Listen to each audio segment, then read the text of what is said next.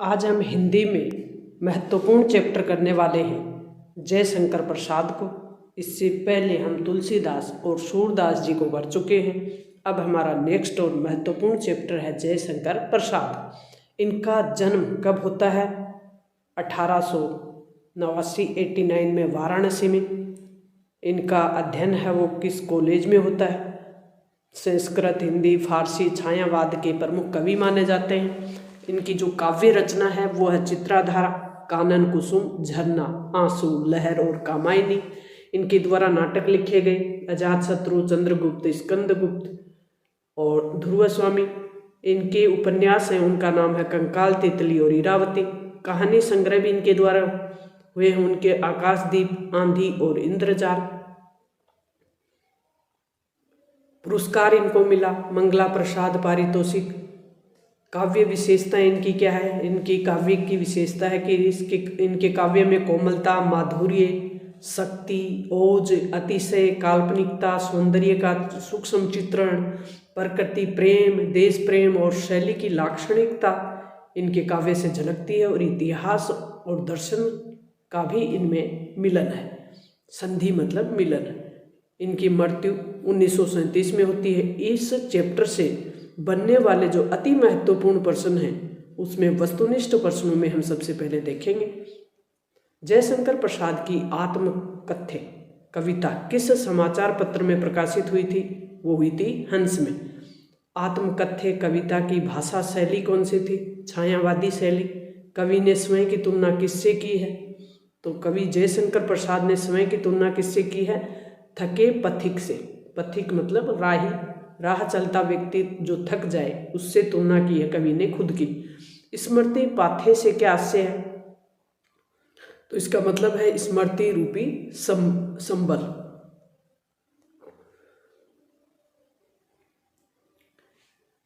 मुरझा कर गिर रही पत्तियां का संदेश कवि ने किसके लिए दिया है? मानव मूल्यों से तुलना की है कि जैसे मुरझा कर पत्तियां गिर जाती हैं पेड़ की, वैसे मानव मूल्य हैं वो दिन प्रतिदिन गिरते जा रहे हैं।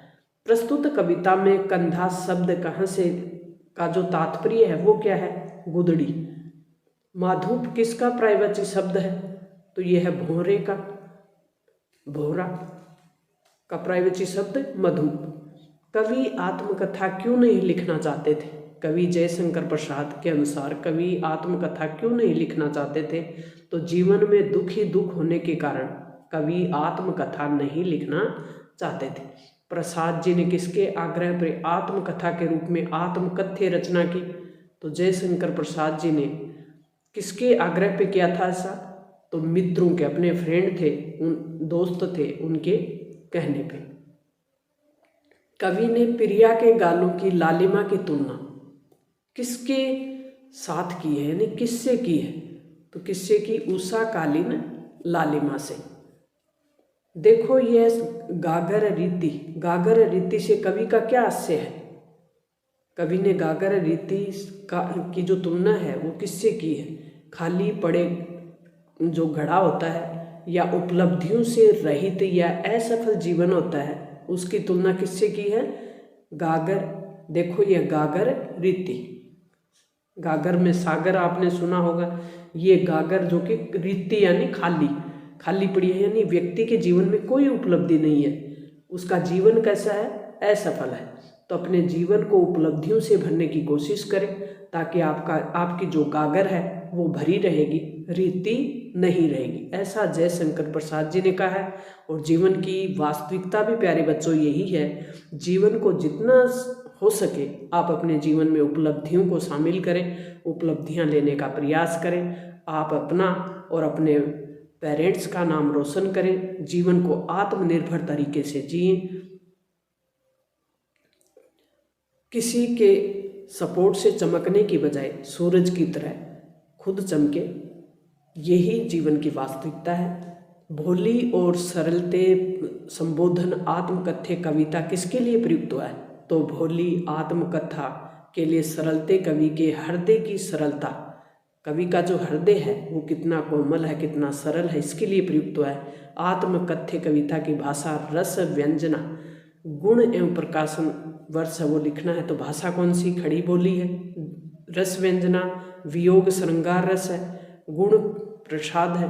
प्रकाशन किस वर्ष हुआ, 1932 में। जीवन को उधेड़ कर देखो, क्यों मेरी कंथा की, कवि ने ऐसा क्यों कहा। तो कंथा का अर्थ है गुदड़ी, जो कि हमने ऊपर देखा, जो निर्धनता का प्रतीक है। किसका प्रतीक है, गरीबी का प्रतीक है। अपने जीवन की कहानी को परत दर परत खोलने पर वे सुख के नहीं बल्कि संघर्ष के दिन ही देखने को मिलेंगे। तो ऐसी कहानी का क्या गाऊं, अपनी अतीत को पूरी तरह उधेड़ कर रखने से भी क्या फायदा। ऐसा कवि का मानना है कि मेरे जीवन में दुख ही दुख है, ऐसी कहानी, ऐसे दुखड़े को क्या लूँ, क्या लिखूं मैं इसके बारे में। तो ऐसा कवि का कहना है। तो प्यारे विद्यार्थियों, इस कहानी से, जयशंकर प्रसाद जी की कहानी से हम सीखते हैं, क्योंकि अभी आप 10th क्लास में हो, पूरा जीवन आपके सामने पड़ा है। मेरा ये वीडियो जो भी बच्चा देख रहा है वो अपने जीवन में इतनी उपलब्धियां हासिल करना प्यारे विद्यार्थियों कि आपका जीवन, आप पीछे मुड़कर देखो तो एक सुनहरा जीवन आपके सामने नजर आए। आपको कवि की तरह पछताना नहीं पड़े कि मेरे जीवन में असफलता और संघर्ष के अलावा कुछ भी नहीं है, तो फिर मैं ऐसे जीवन के बारे में क्या लिखूं। तो अपने जीवन को शानदार तरीके से लिखने की कोशिश करना, एक सुनहरे गोल्डन पीरियड के रूप में आप इसको दर्ज करना। अपनी गाथा के बारे में कवि ने क्या कहा और अंत में क्या निर्णय लिया। तो कवि जब अपने अतीत में झांककर नहीं देखता है, तब तक अपने दुखों को भुलाए हुए है। अतः उनकी जो गाथा है सुप्त अवस्था में थोड़ी देर मौन ही रहे, यही कवि चाहते हैं। अतः स्वयं के जीवन की कोई उपलब्धि न होने के कारण अपनी गाथा गाने के बजाय औरों की आत्मगाथा है वो ही सुनने में उनको सही लग रहा था।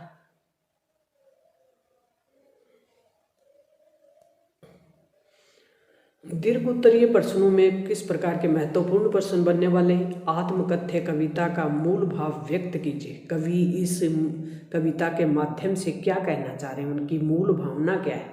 तो आत्मकथ्य एक जो रचना है वो छायावादी है, और छायावादी जयशंकर प्रसाद की ये मुख्य रचना है, और इसमें कवि अपने भावों को व्यक्त कर रहे हैं। कवि क्या कहना चाहते हैं कि अपने इस नश्वर जीवन में, संसार में कठिनाई और परेशानियों के अलावा ऐसा कोई उपलब्धि नहीं जो बताई जा सके। यानी संसार रूपी जीवन है ये संघर्षों से भरा हुआ है, परेशानियों से भरा हुआ है। ये जो कहानी है ये सच्चाई को व्यक्त कर रही है, और जिससे किसी को प्रेरणा मिल सके। फिर इस जीवन रूपी खाली गागर की क्या चर्चा की जाए, इसमें कोई लाभ नहीं है। अपनी प्रिया के साथ कुछ क्षण सुखद एहसास के जरूर आए, पर वे भी लंबे समय तक स्थायी नहीं रह सके। हर बार सुख उनके करीब आकर उन्हें चिढ़ाकर दूर चला जाता था। अपनी प्रिया के सौंदर्य, उनके गालों की लाली से उषा को भी ईर्ष्या होती थी, परंतु अब इस सब से किसी का कोई भला नहीं हो सकता। अतः कवि अंत में अपनी जो व्यथा है, जो दुख है, उसको कथा के कहने के लिए मौन रहकर सिर्फ दूसरों की कथा सुनने का निर्णय ले लेते हैं। वो चाहते हैं कि अब मेरी दुख भरी कहानी को मैं क्या व्यक्त करूं, क्या कहानी के रूप में लिखूं।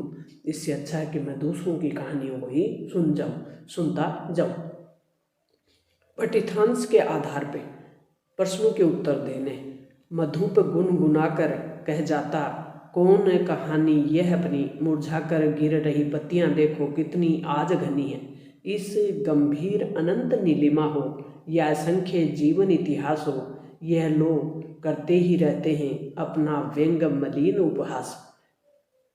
उपयुक्त पदांश किस शैली में लिखा गया है, तो प्रतीकात्मक शैली में लिखा गया है ये, और मधुप प्रतीकात्मक रूप है। ये क्या कहता है, मधुप का मतलब होता है भौरा, और मन के संदर्भ में व्यक्त किया गया। जो भौरा है, मन रूपी जो भौरा है, वो गुजार करता है और अपने जीवन व्यथा को कह रहा है। कवि के अनुसार व्यंग मलिन उपहास करने वाले कौन है, तो आत्मकथा लेखक ही कवि के अनुसार अपनी दुर्बलताओं का वर्णन कर समय का उपहास करते हैं। दुर्बलता यानी कमजोरी, जीवन में आई असफलता, उनकी कोई उपलब्धि नहीं रही जीवन में, इसी का वो उपहास करते हैं। यानी दुर्बलता ही दुर्बलता रही, संघर्ष ही संघर्ष रहे, असफलता ही असफलता रही, उसी का उपहास करते। उपहास का मतलब होता है मजाक। पंक्तियों की काव्यगत विशेषताएं बताइए। तो खड़ी बोली, मधुप, प्रतीकात्मक, मन का अनुप्रास, रूपक एवं प्रश्नालंकार, तत्संबंधी शब्दावली, प्रवाहमय शैली की इसकी प्रमुख विशेषताएं हैं।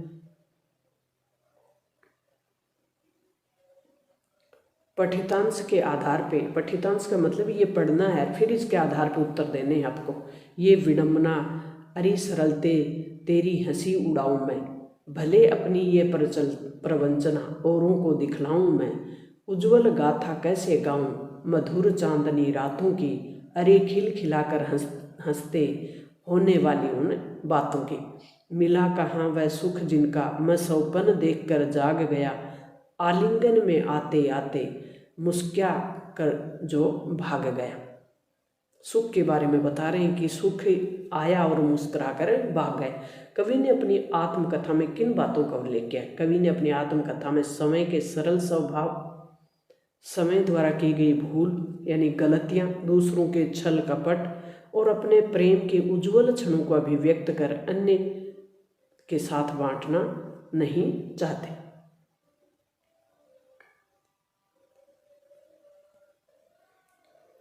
जो हमने ऊपर पढ़ा पठितांश, उसके आधार पे कवि को कौन सा सुख नहीं मिला? तो कवि ने जिस मधुर मिलन के सुख का सौपन जीवन में देखा था, यौवन काल में देखा था, यानी जवानी में, यौवन का मतलब होता है जवानी की उम्र में जो सौपन देखा था, वह सुख प्राप्त होने से पूर्व ही मुस्कुरा कर क्या चला जाता है, भाग जाता है। उज्ज्वल गाथा कैसे गाऊं, मधुर चांदनी रातों की, पंक्ति का आशय क्या है? तो कवि के अनुसार उनके जीवन में कुछ प्रेम की मधुर चांदनी, सुख भरी रातें आई, जिसमें उन्होंने उज्जवल आनंद के क्षणों को भी जिया। उनका वर्णन कर वे उन पलों को सबके साथ बांटना नहीं चाहते। खिल खिलाकर हंसते होने वाली बातों का अर्थ स्पष्ट करें। तो इसका अर्थ क्या है कि उक्त पंक्ति से कवि का आशय अपनी प्रेसी के साथ व्यतीत किए गए प्रेम के, प्रेसी मतलब प्रेमिका के साथ व्यतीत किए गए प्रेम के जो मधुर क्षण थे, उनका स्मरण वो करते हैं, जो अब विस्मृत मात्र, यानी एक विस्मृति का मतलब स्मृति मात्र, यानी इस याद का जो एक याद के रूप में वो रह गई है, स्मृति मात्र। जो चैप्टर है वो है सूर्यकांत त्रिपाठी का, निराला जी का। इनका जन्म 1899 में बंगाल में महिषादल में होता है। मूलतः ये उत्तर प्रदेश के रहने वाले हैं। औपचारिक शिक्षा इनकी कक्षा 9वीं तक। भाषा ज्ञान इनको संस्कृत का भी है, बंगला का भी, हिंदी अंग्रेजी का भी है। संगीत और दर्शन शास्त्र के भी ये ज्ञाता हैं। रामकृष्ण परमहंस और विवेकानंद की विचारधारा से प्रेरित हैं। परिजनों के लगातार काल कलवित होने से जीवन दुख और संघर्षों से भरा था। साहित्यिक क्षेत्र में निरंतर संघर्ष इनके द्वारा किया जाता है और इनकी जो रचनाएं हैं वो हैं अनामिका, परिमल, गीतिका, कुकुरमुत्ता और नए पत्ते। अन्य भी कहानी रचनाएं जैसे उपन्यास हैं, कहानी, आलोचना और निबंध है। वह तोड़ती पत्थर और भिक्षुक प्रसिद्ध कविता रही है इनकी। प्रसिद्ध जो प्रासंगिक रचना है उनमें आप देख लें कौन कौन सी हैं। साहित्य भी हैं इनके द्वारा। निराला जी हैं वो रचनावली के 8 खंडों में छायावाद का रूप मिलता है। मुक्त छंद के प्रवर्तक। काव्य विशेषता इनकी क्या है? दार्शनिकता है, विद्रोह है, क्रांति है इनकी रचनाओं में, प्रेम है, प्रकृति का विराट और उदात्त चरित्र भी है। इनकी मृत्यु 1961 में हो जाती है। इस चैप्टर से बनने वाले वस्तुनिष्ठ प्रश्नों में हम देखें, उत्साह कविता में कौन सा रस है वो प्रयुक्त हुआ है? तो वीर रस प्रयुक्त हुआ है। उत्साह कविता में बादल किसका प्रतीक बताया गया है? क्रांति का। वीर रस, क्रांति, ये इनकी रचनाओं का प्रमुख विशेषताएं हैं। ललित घेर घेर में कौन सा अलंकार आया है? तो पुनरुक्ति प्रकाश। आंख हटाता हूं तो हट नहीं रही, पंक्ति में किसकी आभा हट नहीं रही है? तो यह है फागुन की। कवि ने बादलों की तुलना किसके घुंघराले बालों से कर दी? तो शिशु जो बच्चा है, बच्चे की के जो घुंघरालू बाल होते हैं उनसे कवि ने तुलना की है बादलों की। पाट पाट शब्द का तात्पर्य क्या है? जगह जगह। अट नहीं रही कविता में कौन सा गुण है? प्रसाद। कवि ने बादल का मानवीकरण किस रूप में किया है? बच्चे के रूप में। कवि ने बादलों की तुलना किससे कर दी? बच्चे से की है, तो इसको कहते हैं मानवीकरण। बादल का मानवीकरण करना बच्चे से किया है। उड़ने को नभ में तुम पर देते हो, उड़ने को नभ में तुम पर देते हो, पंक्ति में निहित अलंकार कौन सा है? तो यमक अलंकार है। निराला जी ने किस पत्रिका का संपादन किया था? तो ये किया था समन्वय और मतावला। लघुत्रात्मक प्रश्न कौन कौन से बनेंगे? तप्त धरा जल से फिर शीतल कर दो बादल गरजो, पंक्ति का से क्या है? वर्षा ऋतु आने पे बादल अपने शीतल जल से धरती का जो ताप है, जो गर्मी है धरती की, उसको शांत करता है। इसलिए कवि ने बादल से तप्त धरा यानी तपती हुई धरा, गर्म धरा को शीतल करने की बात कही गई है। इसके अतिरिक्त तप्त धरा से कवि का से अनेक प्रकार के कष्टों और दुखों से जनता भी है, यानी कष्ट और दुख से पीड़ित जो जनता है उससे भी इनका संबंध है। बादल में नव जीवन प्रदान करने की क्षमता है, यानी बादल में नव जीवन प्रदान करने की क्षमता है। तो कवि ने बादल से जगत के जो दुख हैं, व्यक्तियों के, प्राणियों के जो दुख हैं, उनको हर कर नव जीवन भरने का अनुरोध किया है। उत्साह कविता में कवि ने किस के बारे में कहा है, ये हम देखेंगे। उत्साह रचना का प्रकार, संबोधन संबोधित शब्द का पर्यायवाची, रचनाकार का पसंदीदा जो विषय है, सुनाई देने वाला प्रमुख स्वर प्रतीत कौन सा है? तो रचना का प्रकार एक आह्वान गीत है। संबोधन बादल को किया गया है, बादल का पर्यायवाची धराधर। और रचनाकार सूर्यकांत त्रिपाठी जी हैं। निराला जी की पसंदीदा विषय है बादल, और बादल की जो गर्जना से सुनाई देते वाला स्वर है नवचेतना और सृजनात्मकता का। यानी जो बादल और बादल की जो गर्जना है उसकी तुलना किससे की है? नवचेतना और सृजनात्मकता से। पौरुष और क्रांति का प्रतीक है। किसका प्रतीक है? पौरुष और क्रांति का। घेर घेर घोर गगन, कवि बादलों में ऐसा क्यों कहता है? बादलों से कवि ऐसा क्यों कहता है कि घेर घेर घोर गगन? कवि बादलों से ऐसा इसलिए कह रहे हैं कि ये आकाश मानो धरती का संरक्षक है। धरती की रक्षा करने वाला कौन है?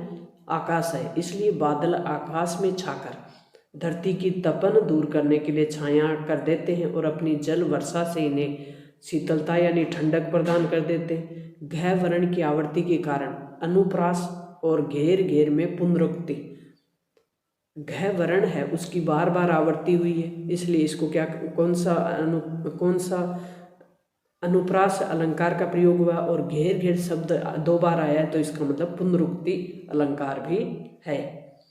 पाट पाट शोभाश्री पट नहीं रही, कास्य क्या है? तो पंक्ति कास्य है कि सब जगह फागुन की जो प्राकृतिक सुंदरता है, मादकता है और रंग बिरंगे फूल हैं, पत्तों हैं, उनके रूप में इस तरह छा गई है कि वह मानो तन मन में समा नहीं रही और बरबस बाहर प्रकट हो रही है।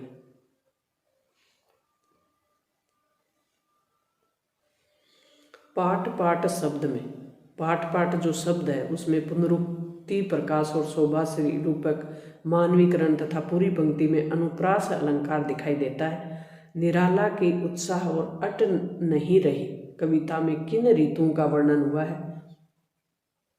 तो निराला जी की उत्साह कविता में वर्षा ऋतु, अट नहीं रही में फाल्गुन महीने में आने वाली बसंत ऋतु का वर्णन हुआ है। तो जो वर्षा ऋतु है और बसंत ऋतु है, बसंत ऋतु यानी फाल्गुन में सूखे पत्ते जब पेड़ों के गिर जाते हैं और फिर से नए पत्ते आते हैं, उसे कहते हैं बसंत ऋतु।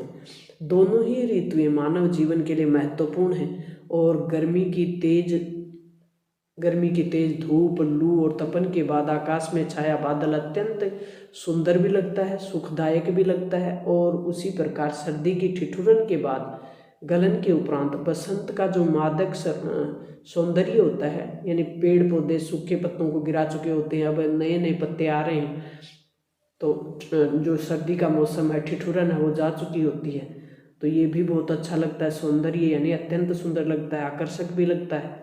इस प्रकार ये दोनों ही ऋतु जो हैं वो आकर्षक और उपयोगी होती हैं। दीर्घ उत्तरीय प्रश्नों में हम देखें तो इससे बनने वाला महत्वपूर्ण प्रश्न है कि उत्साह कविता में दिखाए गए बादल के क्रियाकलाप का उल्लेख कीजिए। उत्साह कविता का मूल जो पद भाव है या संदेश है वो क्या है? तो गर्जना करता हुआ घनघोर घटाओं के साथ उड़ता हुआ बादल है, वो गरजता हुआ गर्जना कर रहा है, घनघोर घटाओं के साथ उड़ रहा है, और काले घुंघराले बालों के समान बच्चों की कल्पना सा हृदय में बिजली की चमक सी आशा और उम्मीद जगाता, निराश मन को नव जीवन देता। मन है वो निराश हो चुका है गर्मी की तपन से, गर्म गर्म लू से, वर्ज रूपी दुखों को छिपाता, और व्याकुल बेचैन मन विश्व के भीषण तप्त गर्मी से संतप्त मनुष्य की आशा की किरणों के बन अज्ञात जीवन में शीतल जल वर्षा के माध्यम से धरती को एवं संपूर्ण सृष्टि को क्या प्रदान कर रहा है? शीतलता। संसार को नव जीवन दे रहा है, नवीन प्रेरणा दे रहा है, और इसके साथ ही सामाजिक क्रांति का भी प्रतीक है। इसके माध्यम से जोश, पौरुष और क्रांति का संदेश भी मिलता है, और ये विभिन्न अर्थों की ओर संकेत भी करता है। पीड़ित प्यासे जनों की प्यास बुझाने और सुखकारी शक्ति के रूप में, उत्साह और संघर्ष की भावना रखने वाले क्रांतिकारी पुरुष के रूप में, जल बरसाने वाली शक्ति के रूप में, संसार को नव जीवन की प्रेरणा देने वाले कवि के रूप में।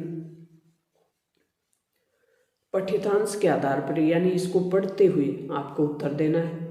विकल विकल उन्नत थे उन्मत्त विश्व के निधान के सकल जन, आए अज्ञात दिशा के अनंत के घन, घन मतलब बादल, तप्त धरा जल के फिर शीतल कर दो, बादल गरजो। यानी धरती के निवासी बेचैन क्यों हैं? गर्मी से बेचैन है, उदास है, व्याकुल है।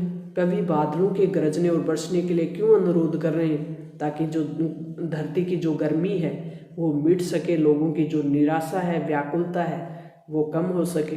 और वो कहते हैं कि मूसलाधार बारिश कर दो, ताकि जो पृथ्वी की जो उष्णता है, गर्मी है, और जो संसार के लोग हैं उनके दुख हैं वो मिट सके।